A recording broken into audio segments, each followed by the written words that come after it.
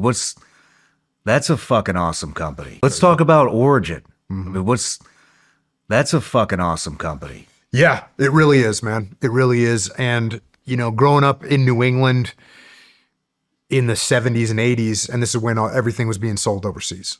All the big corporations just took and gutted all the American factories, literally took the machines out of them and sold them overseas and started making stuff overseas so that they could make more money for the corporate headquarters. And it just gutted a lot of New England. It gutted a lot of the Southeast. The big textile mills just got annihilated. And I mentioned this earlier, but when I had the podcast and I was talking to people about jiu-jitsu a lot, and people were asking where should I get a jiu-jitsu gi? And I had seen this company Origin, this guy Pete Roberts was up there, and he was making these gis in America, 100% in America. And so I started telling everyone, hey, if you got to get a gi, get an Origin gi. And I started trying to reach out to him to see if I could meet him or find out what's going on. And I had never heard back from him. And finally I was on a Facebook Live one day.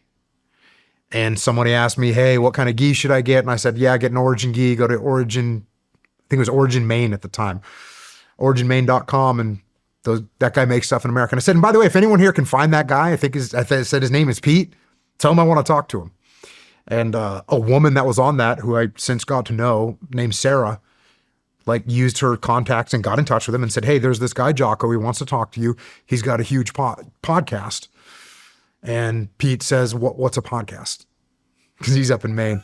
That's awesome. So eventually we link up and we have a conversation. And I could see, he's just a patriotic guy that's trying to rebuild manufacturing in America. I flew up to Maine. Same thing. As a matter of fact, we had a steak and we had a handshake and we teamed up. And basically he had this ability to manufacture and I had an ability to talk to people. And so those two things together were like a perfect storm.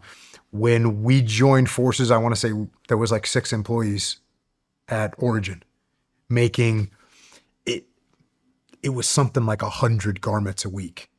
And right now we've got almost 500 employees and we make 15,000 to 20,000 garments a week. Yeah. So it's a totally different ballgame. And it's awesome because, we had lost the ability to manufacture in America. And the corporations just lied because they'd say, we can't do this in America. They would literally say, we can't make this in America. We can't do that. This is America. Are you telling me we can't make things in America? Mm-hmm. This is how we won wars. This is how we won World War II. We made stuff in America. So don't tell me we can't make a pair of jeans in America. Just like they've been saying for the past 10 years that we can't make any of these electronic components in America. Well, look who's coming back now, right? So it's an awesome company. We're going to continue to grow. It's hard.